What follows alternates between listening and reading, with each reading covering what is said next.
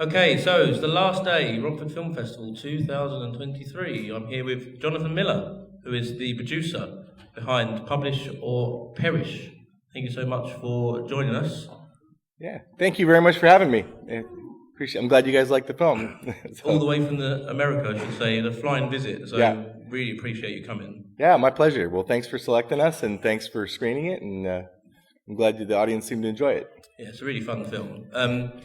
So we had a very, very brief chat earlier, and you said this is your first film that you've kind of produced. Is that correct? Yeah, I'm the CEO of an investment firm, and so we have a subsidiary that has done a lot of internal corporate video for the company. And but yeah, it's been about a 3-year project, but we were looking to produce feature content, and I ended up meeting David Liban, who's my co-producer. We produced the film together. He's the writer and director. He's also a tenured professor.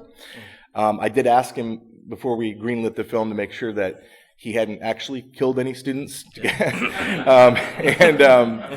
But anyway, but yeah, he had actually written it during COVID, and obviously, based on his, not direct experiences with the comedy and the kind of the dark comedy, but yeah, I think I was introduced to him as a writer for one of the development projects we had, and he had written a script, won some awards. I read it, liked it, and yeah, we made it.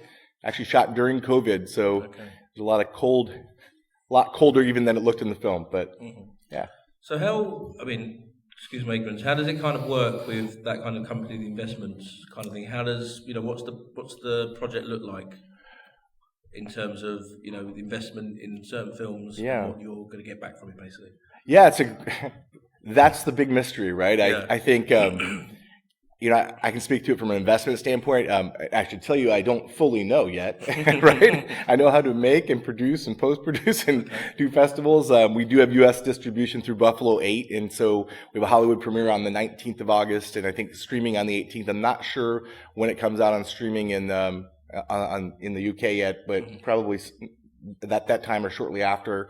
Yeah, I don't know. I mean, there's a saying, as everybody knows here in the film festival circuit, that independent film producers don't make money, right? Like profit. And I think over the last few years, I've come to realize there's probably a few reasons for that. One is, you have to make quality films, which obviously a lot of the films you've selected here, are very, very good films. I think you do have to have some amount of a budget, because more money does equal better quality in production, more takes, more.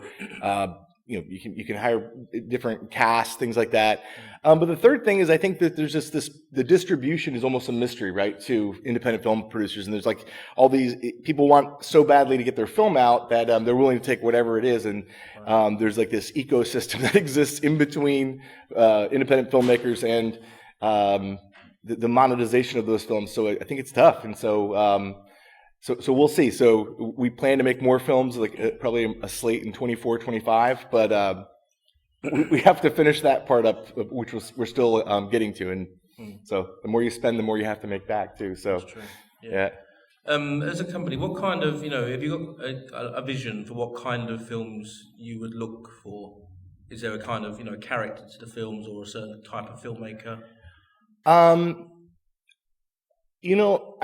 Just in very simple terms, I would say. So, like, I'm the CEO of the company, and I own 88% of the stock in Parsonex, and so we've done really well as a firm. So for me, I'm doing it because I want to, I enjoy it, but I think we want to make good content, but also I think movies that I would enjoy watching. And frankly, dark comedy is actually not normally my genre, but I really like this script, and I really, I think it's a different type of a movie, so we liked it a lot. So things that I enjoy to watch, I think that's what the litmus test is for me. If you're going to spend a year or two with a story and a script and shooting and reshoots and editing, I mean, you have to, I think, enjoy it. If you're just doing it for the money, it'd be pretty tough, I think, to at least approach it with passion. Yeah.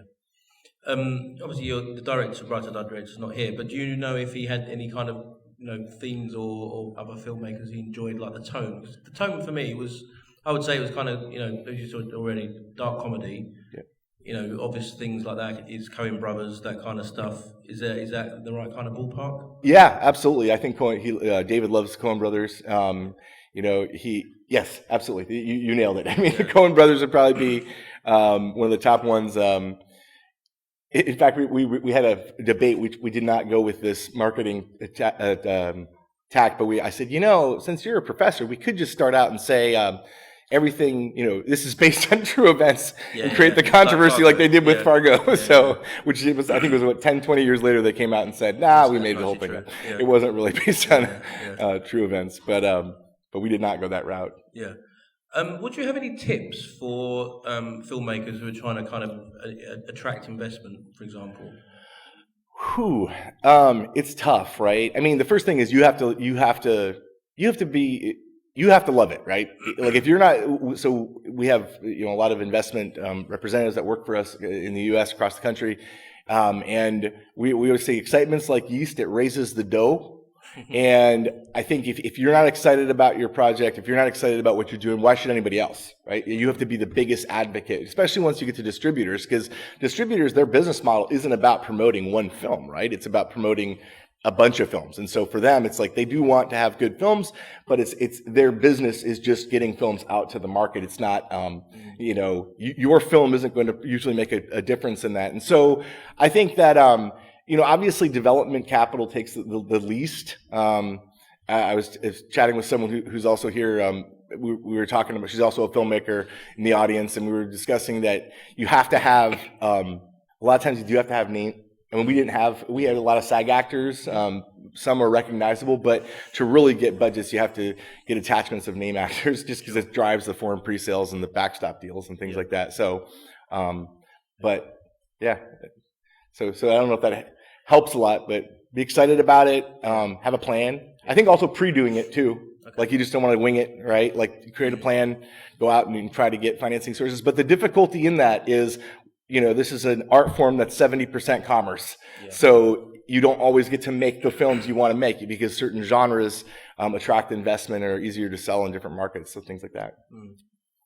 Is there any audience questions at this point? Yeah. Probably the same question. We talked earlier about how simple this concept is, but obviously it gets absolutely blown up. Would you ever apply this to another job role and make some spin-off movies about other people who are frustrated in their jobs? Because I would love to see a little share. People losing their minds doing bad things. You all do realize Jim is a bad guy, right? He is not a good. That's why he had to get hit by the car in the end. No, I think spin-offs. It's funny. You always talk about those things, like, hey, because there's a lot of loose ends that are not tied up. One, he wasn't very good at committing the crime, obviously, right? He used his access card to go into the building, and he put the wheel. There's a lot of, I don't know. You'd have Alex sitting in jail, I guess, and some sort of. But no, I think the concept, though, to your point, does appeal to more folks than just in academia. I think that anybody who's ever been frustrated, and we wouldn't want to do that. We wouldn't want to react that way. So I don't know, but yeah, it's one of those. It's a good question. I don't know. I mean, from a comedic standpoint, probably sure, yeah, but it'd have to be a different story, I think. So yeah. Start thinking about a pitch, Kevin. Oh no. There's another question there. Might seem like a silly question, but when you did everything, because the story sort of everything that shouldn't happen kind of happened. So, are you aware whether it was exactly as per script, or did some stuff just sort of come out during the shoot? Was there a level of improvisation where someone suddenly turned around and said, actually, let's just do that because that's really good? That's a great question. I think we cut a lot. We kind of even made it a little funnier and less dark in the rewrite, or in the edit, the final edit. There was some improv, from a conversation and language between him and the dean, but a lot of it was per script, and it was more about cutting things. There's a couple of good things that didn't make it in, but that's what happens. You have to, unless you want to see a 2.5-hour movie, right? But no, that's. So the answer is it was mostly per script. We shot it in 23 days during COVID, So David Lieband, the writer-director, he is a tenured professor, and he's the head of the University of Colorado Denver film department chair. So we actually shot it during the month from December to January when the students were gone on the CU campus. So we actually got a lot of value by using the facilities, and we got to build some sets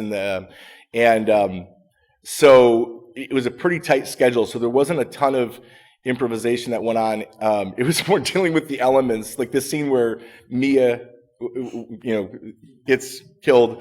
It was, I think, -10 Celsius that day, and so she had to lie there for 4 hours on the pavement and to keep putting heating pads and things. I mean, it was it was funny, but we followed all the COVID protocols, and a lot of people came back, I think, and were like, man, these seem like very cumbersome protocols. As the producer who's investing in it, I can tell you necessary, because if somebody, the wrong person had gotten COVID, which we did have a few people that tested positive and couldn't continue, I mean, it would have been very, very financially a problem. So, we were at the peak of that with a lot of the production photos were all in masks and every single day having to test and everything. So I'm not sure if the protocols were exactly the same here, but it definitely made filmmaking harder. On the subject of COVID, sorry. Yep. How much impact did the arrival of COVID have on your budget?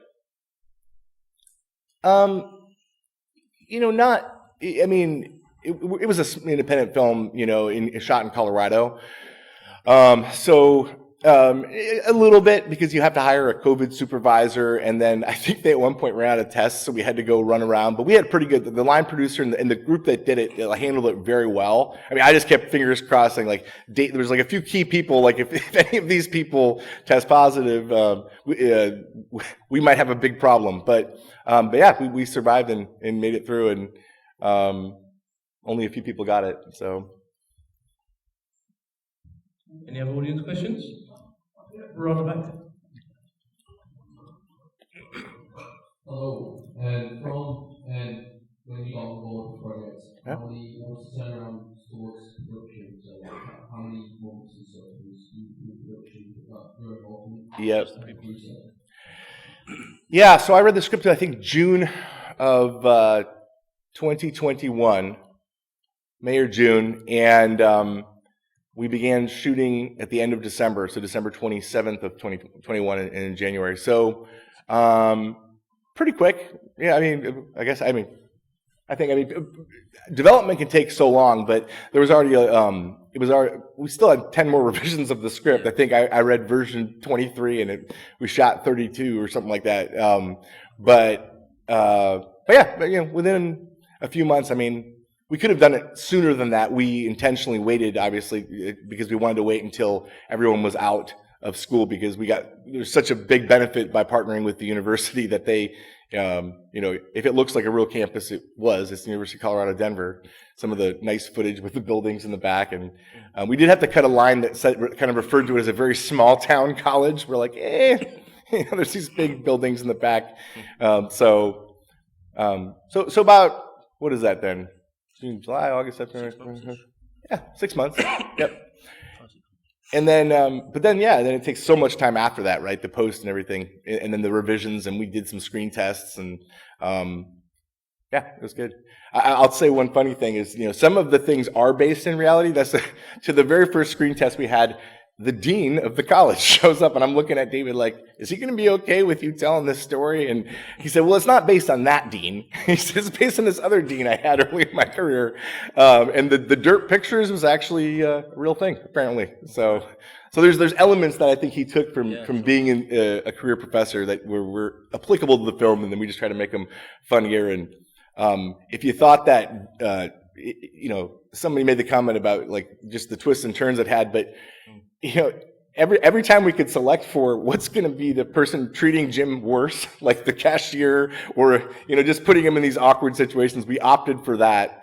And but I'm glad you guys liked it. So, can I ask a question about how well the film was played elsewhere, and also a two-part question: how you came to submit to this festival? I'm actually curious.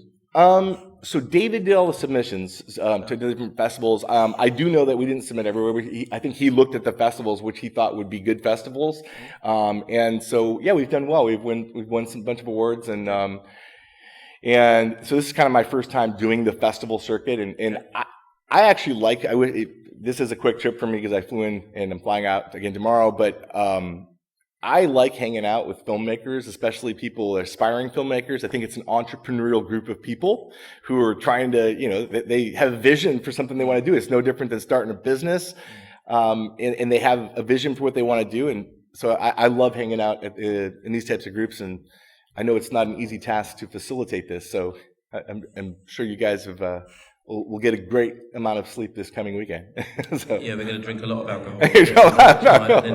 Yeah. Yeah. Any other audience questions? Oh, the one there? Yeah.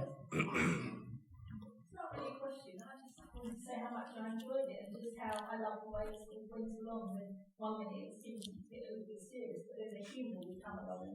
Oh. Thank you so much. I appreciate that. Somebody had asked us, and I guess I could ask you guys, they had asked us if they thought that they asked David one time, did he make it for UK audiences? Because they said it had kind of more British humor. And I'm like, okay, I hope that's the case. So, I think that's more to do with the lead actor. We are just all miserable and Stressed all the time. Yeah. What was the biggest surprise for you of going into this project that you didn't, before you didn't got involved with a film before, that you thought afterwards you were like, wow, I never expected to do that or for that to happen like that?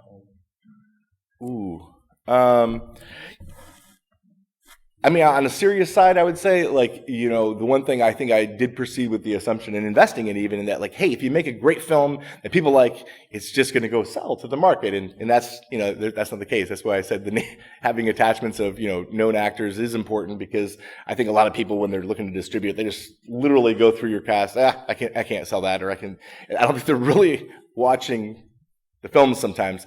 So that was just more of something that my assumption was wrong. As far as the surprise, I don't know if it's a surprise, it's just more confirmation that it's just the amount of detail. I think if you're a filmmaker, or if you're a director or a producer, you have to, all the details matter, right? And every time you cut a little bit here and cut a little bit there, make it flow a little bit better, the little things add up to big things.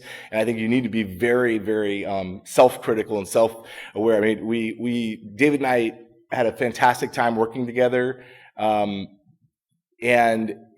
probably there's only maybe a couple weeks in the whole time where we were actually serious disagreement about anything. But other than that, we were both always saying, what's going to tell the story better? What's going to make it funnier? We tried to opt for the funnier scenes, and to the point you just made, it is a dark concept, and everything is horrible in the film. So you have to make it lighter with these funny moments. Like RJ, the junkyard guy. So, yeah, that repetitive scene, that was great. He did a great job, yeah. Reoccurring scene, I should say. Has this film inspired you to get more hands-on yourself? Maybe take up acting or directing? Wow. I don't know. I mean, it's fun making films, right? We're a decent-sized company, so it is hard from a time commitment standpoint. I think for me, I didn't know a few years ago what a producer did, and I think it's not too different than what we do in business and in investment world, right? It's you're putting a project together, you're getting the right people, you're assembling a team. So to me, I told my wife probably 2.5 years ago, I said, I don't know if I've ever been prepared for something where I had such a background that actually kind of fit into this new field. Tons to learn, obviously, and you don't know what you don't know, but it was actually, so I think, you never know. Everybody in the film industry does everything, right? They act and they do all these things and various things, but I think producing is probably where I'll stay, just because there's a lot of great directors out there, and I think my wife would kill me if I took on another thing. So, was there time for one last audience question? Otherwise, maybe some final ones. Oh, okay. Jonathan, thank you so much for coming. Thank you. Can you just one more time tell everyone where the film's going to go in the future? just in case anyone who's watching on YouTube, etc. Yeah. Check it out. Yep. So publish your pairs. So the U.S. premiere is in at the Beverly Hills Theater on August 19th. We have distribution through Buffalo 8 is the U.S. and Canadian distributor, and it'll be in the U.S. and Canada. It'll be on Amazon, Vudu, and the cable channels on video on demand initially for the first 6 weeks. I think in the UK, this isn't finalized yet, but I believe it's going to be on like iTunes and Apple, Google, and Amazon streaming about a similar time period. So on or after August 18th. Great stuff. So tell your friends. Yeah. Again, thank you so much for joining us, and round of applause, please. Okay, thank you guys. I'll be around, so thank you guys so much.